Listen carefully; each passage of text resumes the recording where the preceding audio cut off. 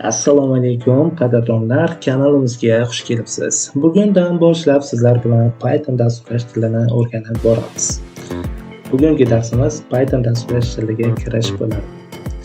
Bu kirish qismida esa 4 rejadan iborat bo'ladi. Ya'ni birinchi rejamiz kursga kirish. Ikkinchisi kurs davomida nimalarni o'rganamiz. Uchinchisi kursdan maksimal foydalanish. To'rtinchisi dasturlash muhitini sozlash. Unda boshlaylik. Python o'zi nima?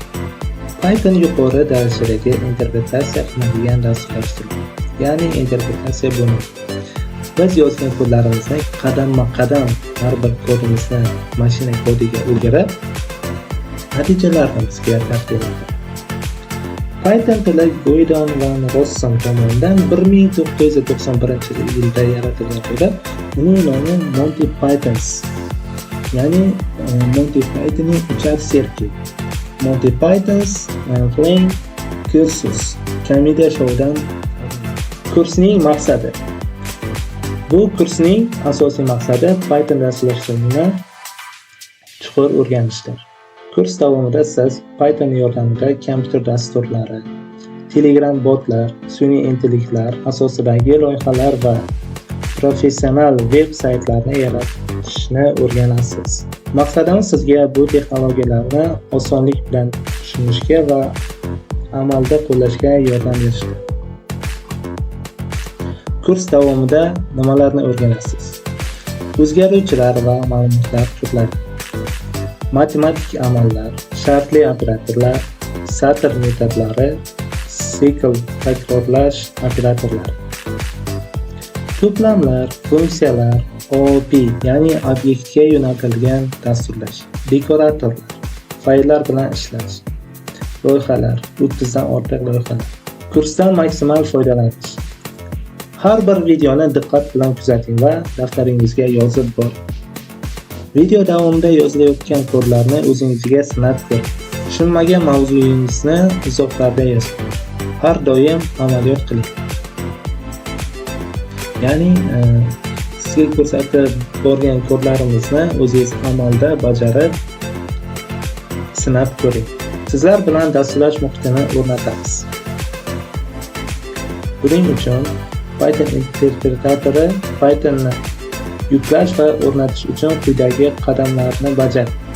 Pythonni yuklab olish. Avvalo Python dasturlarini rasmiy veb-saytidan yuklab olamiz.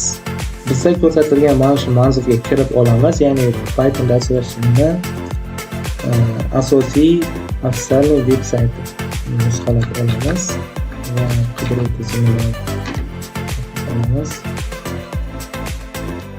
Va bu yerdan download Python 3 versiyasini yuklab olamiz. Va bizda yuklandi. Buni o'rnatamiz. Mana shu joyda e'tibor qilishingizni so'rayman. Add Python exe to pass. Mana shu joyni belgilab ketishingizni so'rab qolaman. Bu ya'ni bizga nimaga kerak? Bu kompyuterimizdan istalgan joydan Python dasturlashini ishlatib olishimizga yordam beradi. Va bu yerdan install now shuni bosasiz va undan oldin avvalo sizga bu yerda customizga bossak va next qilamiz va mana bu yerda bizda Python dasturlash tilini muhitini qaysi diskda va qaysi papkalar orasida o'rnatilishini ko'rsatib qo'yibdi. Bu bizga biroz qiyinchilik keltirib chiqaradi. Shuning uchun biz bu qiyinchilikni oldini olish uchun birinchisidagi install Python 3.1 for users ni bosamiz. Ya'ni bu bizga aniq ko'rsatib beradi qayerga o'rnatilishi. C diskda program files Python 3.13 mana shu joyda, mana shu papkada, mana shu diskda o'rnatiladi. Installni bosamiz.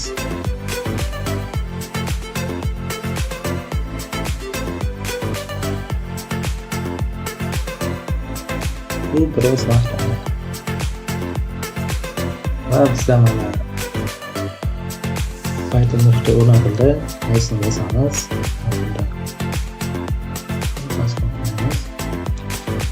Endi bu yerdan Windows R ni bosamiz va bizga mana bunday oyna ochiladi. Bu yerdan CMD deb yozib olamiz.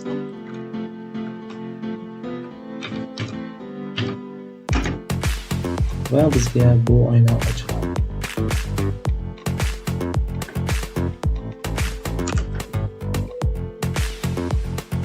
Bu oynada biz bu yerda aytibdi. Endi o'rnatilganligi haqida aniq tekshirib olamiz. Bu yerda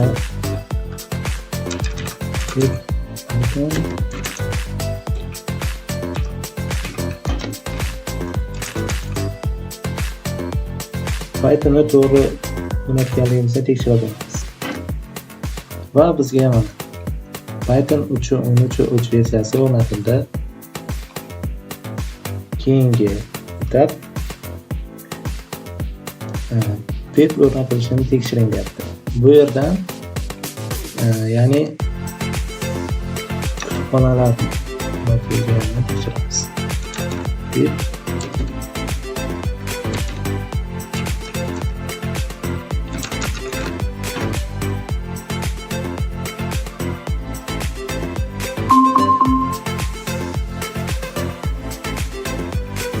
va bu yerda mana bizga pip 25.01 o'rnatilgan, to'g'ri. Bu yerda esa agar pip to'g'ri o'rnatilgan bo'lsa, uning versiyasi ko'rsatiladi. Pip 21.4 versiyasi ko'rsatiladi. Bu yerda bizda esa pip 25.01 versiyasi ko'rsatiladi. Paketlarni o'rnatish. Pip orqali kerakli paketlarni o'rnatishingiz mumkin. Masalan, pip install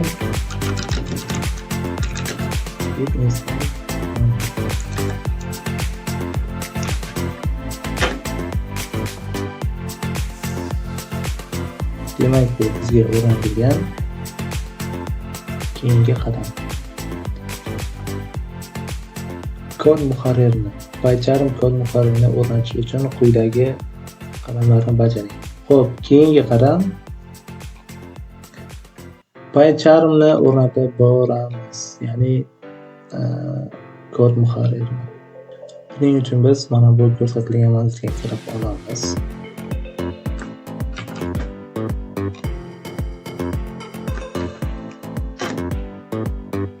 Mana kirib oldik saytga.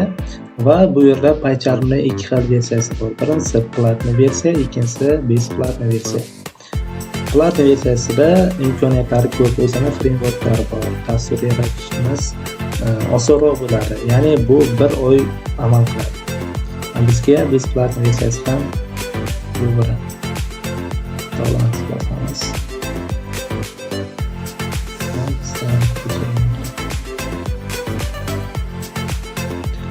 Xo'p, mana do'stlar, bizda PyCharm yuklanib bo'ldi. Endi buni kompyuterimizga o'rnatamiz.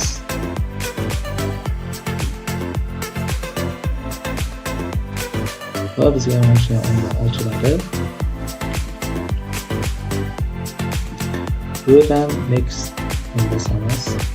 Va bu yerda qaysi diskda o'rnatilganini manzilni ko'rsatib qo'yamiz. Next bosamiz.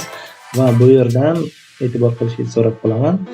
Buni PyCharm Community Editor, ya'ni Create Desktop shortcut deyapti. Bu PyCharmni repositoga chiqaradi. Bu yerdan esa Py fayllarni PyCharmni ochish uchun belgilaymiz va bu yerdan database variable'da belgilaymiz. Bu esa PyCharmni kompyuterimizdan istalgan joydan boshqarishimizga, ishlatishimizga yordam beradi. Mana next bosamiz va install bilan bosamiz. Biroz kutamiz. Mana bizda o'rnatildi. Bu yerda kompyuterni o'chirib yoqishni tanlashingiz mumkin yoki keyinroq o'chirib yoqishni tanlashingiz mumkin.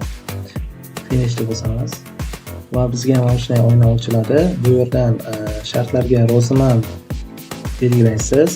konstantinini bosasiz va bu yerda yana Saint-Emilion statistik.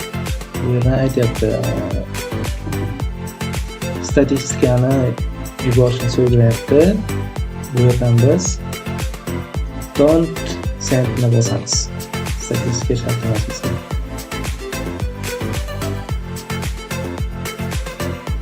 Va bu yerdan ikkinchi o'yin ochiladi. Bu yerda Visual Studio Code'dagi hamma ma'lumotlarni, ya'ni yozilgan kodlarni paycharm o'tkazing deyapti. Bu yerda kursor, Visual Studio bor. Yo'q, biz boshdan noldan boshlaymiz. Ketni boshdan boshlaymiz. Va bu yerdan New Project bosamiz. Va bizga